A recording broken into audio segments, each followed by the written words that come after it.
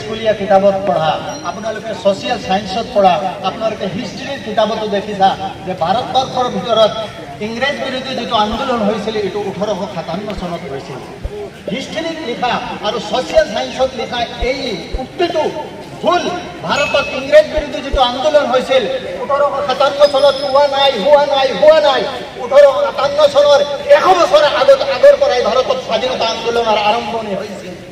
আপোনালোকে 1857 চনৰ আগৰ যদি 100 বছৰৰ হিষ্ট্ৰী আপোনালোকে চাই আপোনালোকে জানিব পাৰিব, আপোনালোকে পতিয়ন যাব যে 1857 চনৰ আগৰ 100 বছৰৰ হিষ্ট্ৰী আপোনালোকে পঢ়িলে তাতে ভাৰতবৰ্ষখনক ফ্ৰীডম আৰু ইণ্ডিপেণ্ডেন্স দিয়াবলৈ যিবিলাক ফ্ৰীডম ফাইটাৰ আছিল এখেতৰ হিষ্ট্ৰীটো চালে আপুনি পাব অকলে মুছলমান আৰু মুছলমানে পাব।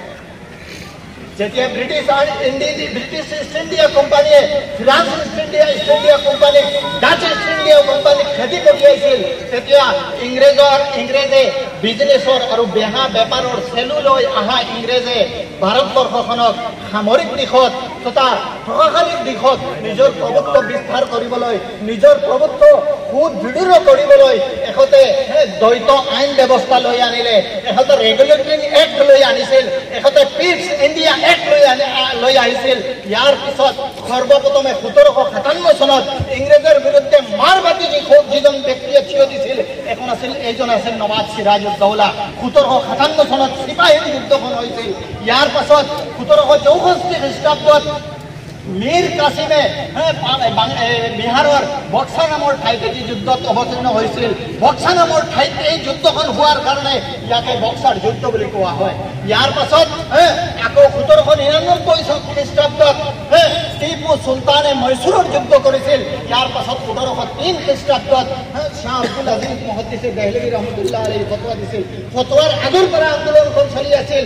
ইয়াৰ পাছত 1931 চনত সৈয়দ আহমদ শহীদ দেহলভী ৰহমতুল্লাহ আলাইহি, ইছমাইল শহীদ ৰহমতুল্লাহ আলাইহি বালাকোটৰ যুদ্ধ কৰে। ইয়াৰ পাছত আহে গৈ 1857 চন।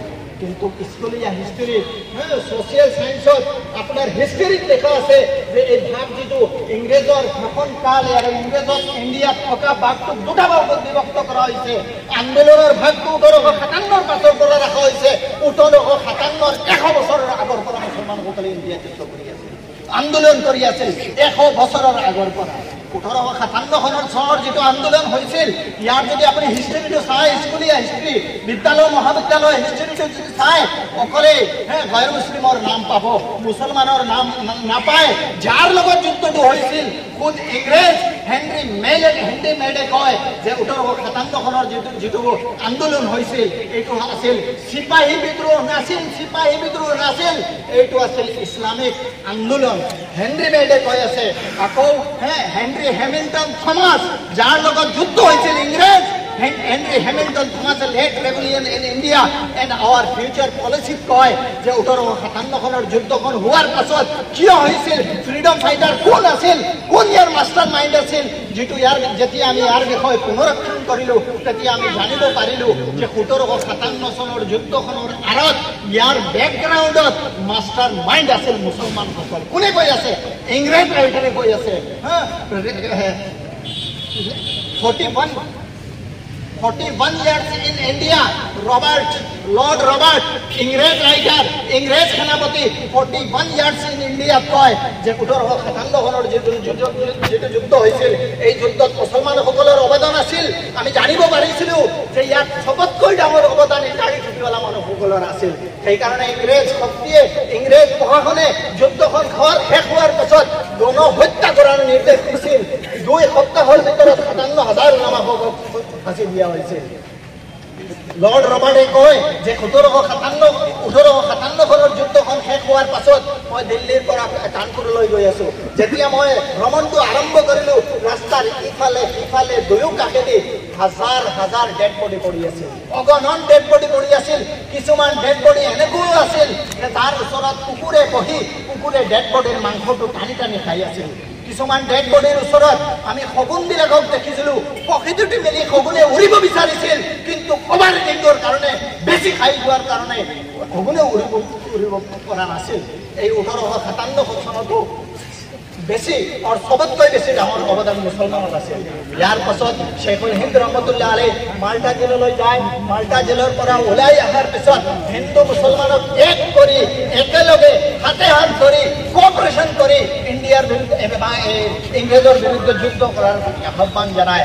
আৰু এখেতেই মোহনদাস কৰমচাঁদ গান্ধীজীৰ নামটো প্ৰস্তাৱত আনে আৰু মোহনদাস কৰমচাঁদ গান্ধীক লগত লৈ মোহাম্মদ আলী আৰু শৌকত আলীয়ে গোটেই ইণ্ডিয়াটো ভ্ৰমণ কৰি জাতি ধৰ্ম বৰ্ণ নিৰ্বিশেষে কাষ্ট কালাৰ ক্ৰীড অবিহনে সকলোকে একত্ৰিত হৈ মাৰ বান্ধি ইংৰেজৰ বিৰুদ্ধে থিয় হোৱাৰ আহ্বান কৰে। এই আহ্বান মৰ্মে 1919 চনত হিন্দু মুছলমান একেনেই একত্ৰিত হয়, এনেদৰে একত্ৰিত হয় যে ইংৰেজে ভয় খাই ভিৰ নত কৰি ভাৰতৰ পৰা শিয়ালৰ দৰে পলাবলগীয়া হৈছিল। মই নদী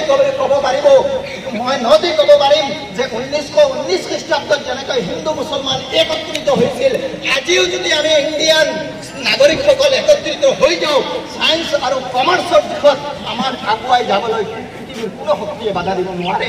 আমি যদি আজিও একত্ৰিত হৈ যাওঁ তেতিয়াহ'লে আমাৰ ইণ্ডিয়াখনো ছুপাৰ পাৱাৰ হ'ব আৰু ইয়াৰ পৰা কোনো শক্তিয়ে আমাক আঁতৰাই ৰাখিব নোৱাৰে। অৱশেষত মই জাতি ধৰ্ম বৰ্ণ নিৰ্বিশেষে আমাৰ ভাৰতবৰ্ষক সকলো সম্প্ৰদায়ৰ মানুহক একত্ৰিত হৈ আমাৰ দেশখনক আগুৱাই লৈ যাবলৈ আহ্বান কৰি মই বক্তব্য ইয়াতে সামৰিছোঁ।